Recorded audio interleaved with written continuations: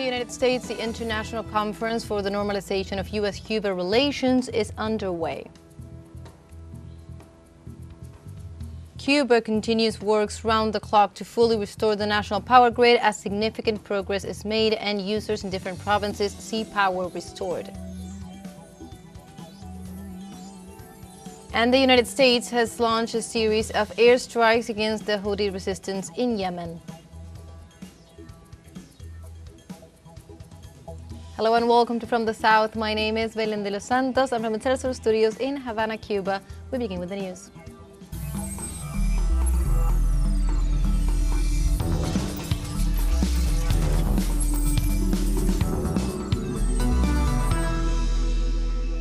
On Saturday, the International Conference for the Normalization of U.S. Cuba Relations began in New York amid the intensification of the hostile policy of the U.S. against the Caribbean country.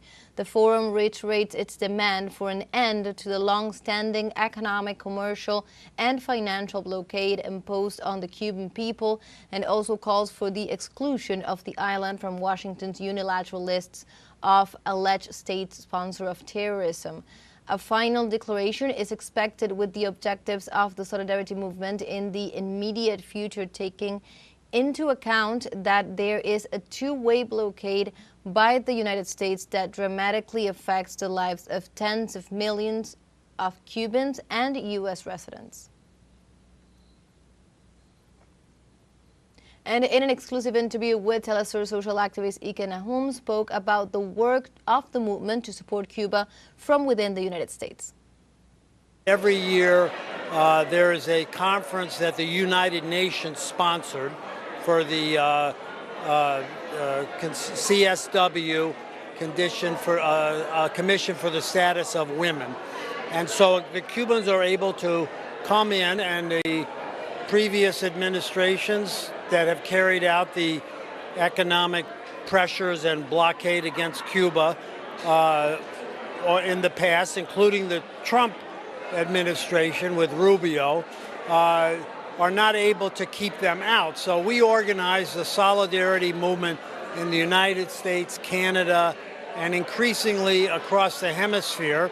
We organize against the blockade, and we have, as the Cubans, since they're able to come to New York City legally, to address and speak for themselves and for Cuba at our conference. So we have today hundreds of people that are physically attending, and then many hundreds online that are working out and uniting to fight against the blockade and join the rest of the world. A majority of countries at the United Nations vote against the U.S. blockade, and it really is more of a political and economic war. But our movement is inside the United States, inside the belly of the beast, as they say. So our movement is organized a little differently from other countries, but we feel that those countries that vote in the United Nations every year, year after year, beautiful words at the United Nations, because I go watch them, in solidarity with Cuba. They need to also unite to enforce politically and materially, if necessary, what's voted on overwhelmingly by the United Nations every year. And we have, our movement is trying to link up with that sentiment to organize with other forces in other countries to pressure their governments to do the right thing and help Cuba in its time. What kind of support are you receiving from the Senate and congressmen in this country? And precisely in Cuba, the latest report from the Ministry of Energy and Mines indicates that the recovery of the national power grid continues to move forward. Lázaro Guerra Hernández, General Director of Electricity of the Ministry of Energy and Mines, reported that the situation in the country has evolved during the course of the night and early morning, and so far the country's electricity system is interconnected from Havana to Guantánamo in the easternmost region of the country. Cuba's main thermoelectric power plant, Antonio Guiteras, is also ready to join the electric system shortly, as Havana already reports 57 connected circuits. Work continues round the clock to ensure the full recovery of the system nationwide.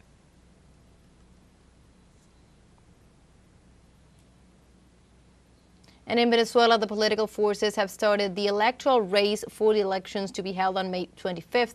On Saturday, the United Socialist Party of Venezuela carried out the selection of its candidates from the popular bases. Our correspondent Roberto Hugo Presa with more details. This is a very particular democratic exercise where the people nominate their candidates. In communal assemblies, such as this one, militants of the United Socialist Party of Venezuela, the largest political force in this country, propose the names of the candidates for deputies to the National Assembly, legislators, and governors. To express each one of us, who are those people that can accompany us? Who is that suitable person? Committed to the process, but beyond with the process from their community, because we want them to be new leaders, leaders that come from the base. As our President Chavez said, we must go from the catacombs to raise those new leaders to that revolutionary process.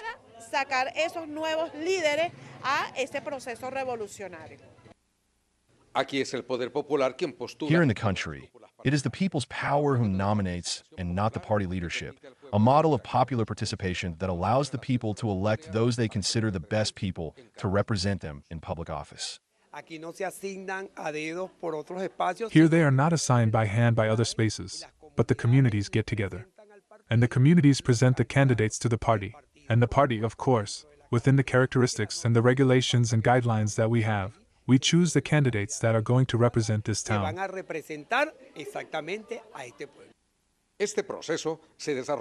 This process was carried out simultaneously in more than 47,200 communities in all the states of the country. At the end of the event, a list of people proposed for the leadership of the party was drawn up. In Venezuela, we are already accustomed to electoral processes. But this has been one of the most satisfying initiatives for us as community leaders to have the power or the opportunity to choose our candidates for such important positions as the National Assembly, the legislature of the Bolivarian state of Miranda, and the governorship of the state of Miranda. President Nicolas Maduro highlighted the participation of more than 5 million citizens and described the day as historic. This is the true democracy that the empires are afraid of. This is the power of the conscience of a sovereign and rebellious people, which the empires are afraid of.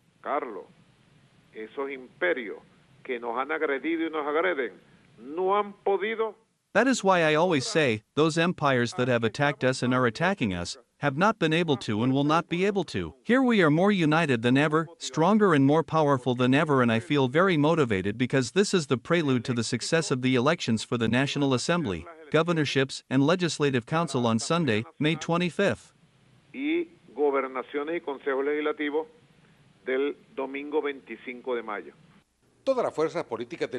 All political forces in the country have also activated their own electoral machinery according to their calendars, agendas, and internal processes to elect their candidates.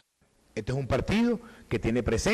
is a party that has presence in all 335 municipalities of Venezuela, in its 23 states, in the capital district, and we are going to present candidates all over Venezuela because that is what a political party does.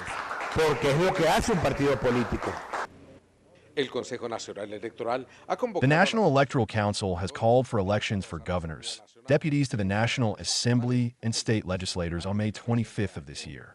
Roberto Hugo Presa, teleSUR, Caracas, Venezuela. And now we have a short break coming up, but first, remember you can join us on TikTok at teleSUR English, where you will find news in different formats, news updates, and much more. We'll be right back. Stay with us.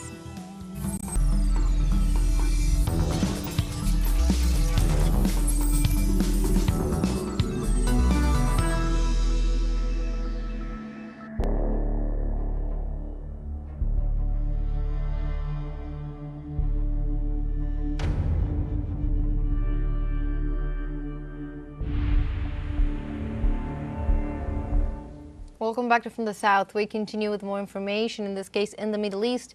On Saturday, the United States launched a series of airstrikes against the Houthi resistance in Yemen. The attacks, ordered by President Donald Trump, targeted key military installations in Sana'a and the northern province of Sada, areas crucial to the Houthi resistance efforts to protect Yemen from external threats.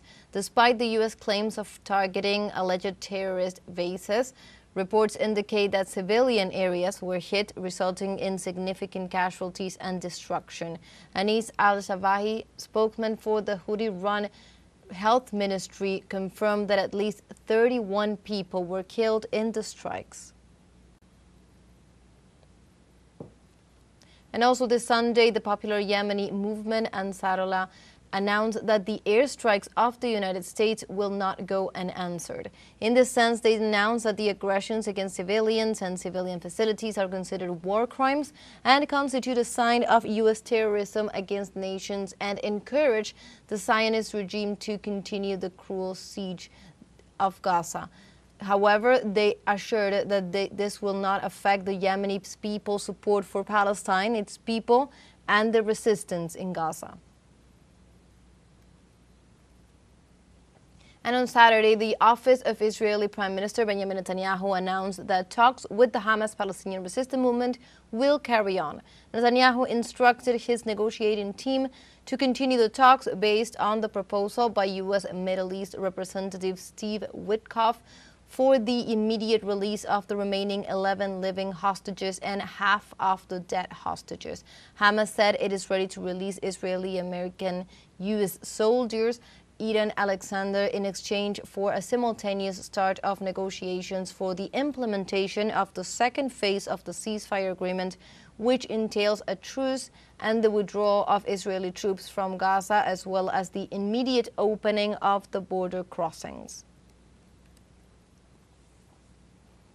And in Syria, the death toll from an explosion in the building in the coastal city of Latakia rose to 14 today as rescue teams continued to search for possible survivors.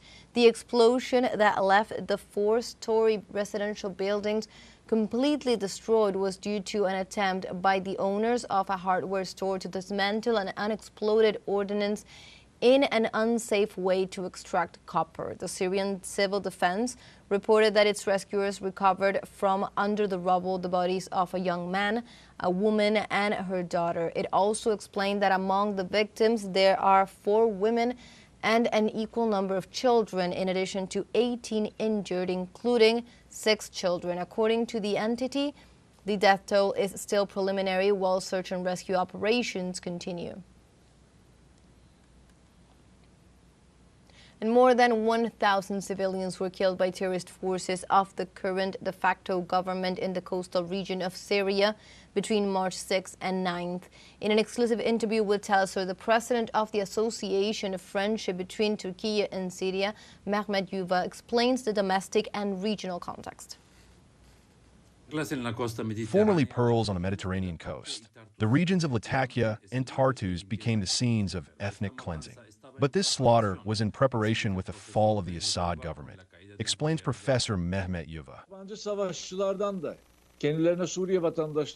After that, thousands of foreign fighters received Syrian citizenship and were given public positions, such as governors or police chiefs. 99% of these people are on UN and state lists as persons wanted by the law for committing acts of terror.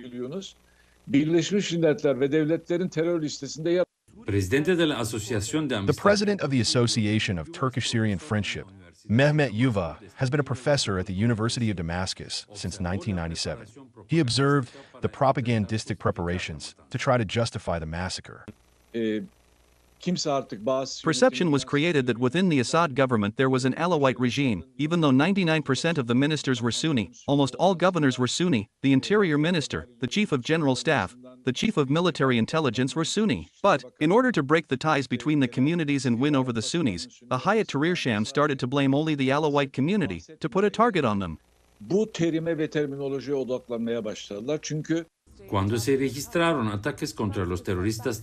attacks against HTS terrorists were registered, thousands of extremists headed for the coast, with elements of al-Nusra, the Hamza Shah Brigade, the Salman Shah Brigade, the Caucasus Union, the Islamic Movement of Turkestan, the Balkan Front, among others. They say we are not going to sit together with these Alawites, we are not going to eat together with the Christians. These groups send the message to al-Shara that they want a state in accordance with their religion and their struggle. But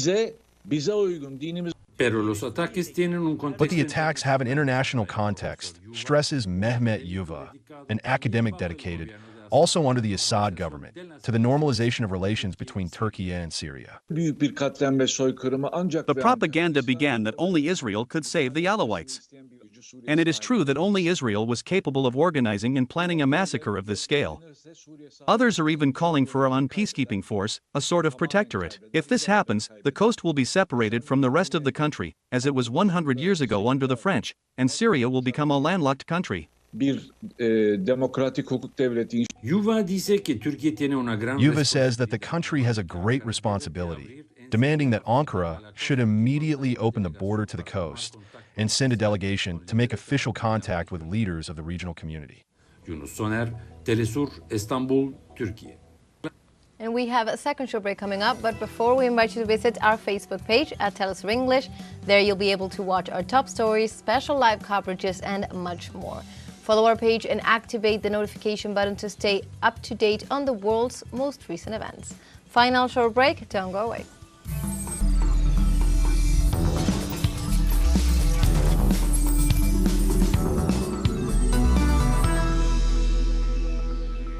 Welcome back to From the South. We continue with more information. In Kazakhstan, more than 60 representatives from political, business, academia, and also media gathered in Astana on Friday to discuss opportunities for strengthening China-Kazakhstan relations.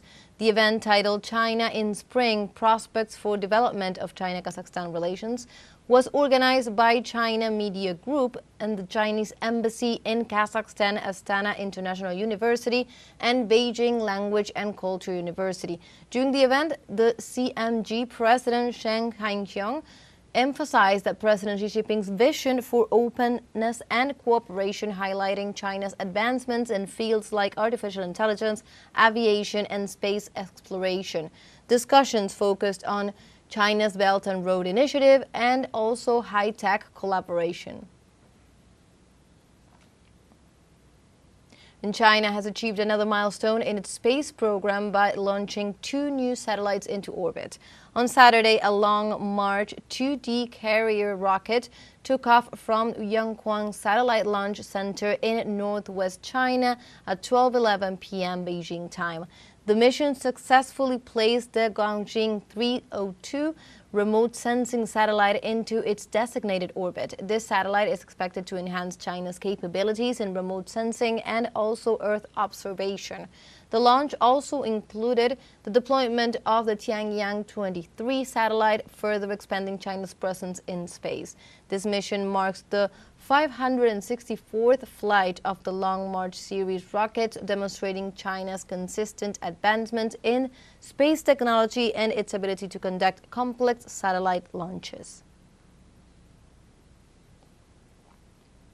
And in Northern Macedonia, dozens of people died on early Sunday morning in a fire at a discotheque in Kokani town.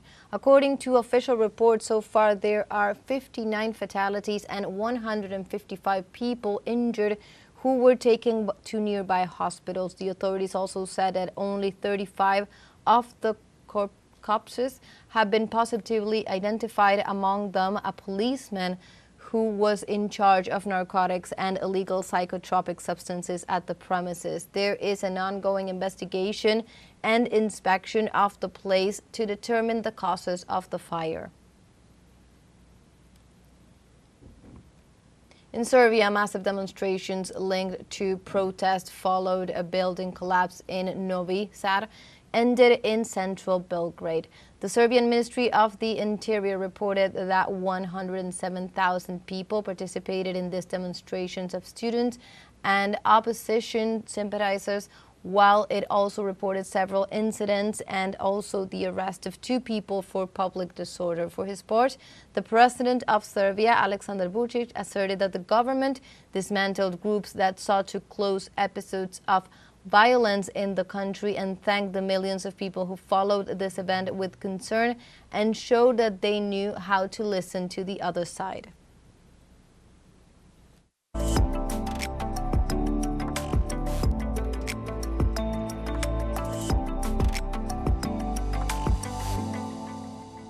And in the United States, the Chicago River turned once again glowing Kelly green as the city opened its annual St. Patrick's Day celebration.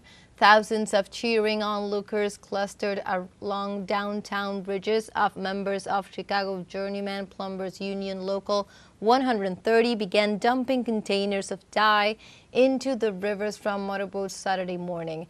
They began this tradition some 63 years ago, and the dyeing immediately precedes the annual downtown St. Patrick's Day parade to celebrate Irish culture. It must be noted that the dye is non-toxic, and while the river stays bright for several hours, some trace of color can remain for days.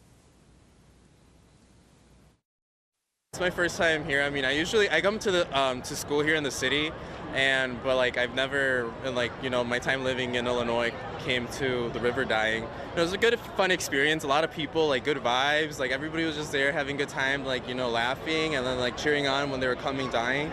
And it was just an overall pleasant experience to be in, and it just like gives a good vibe of like Chicago.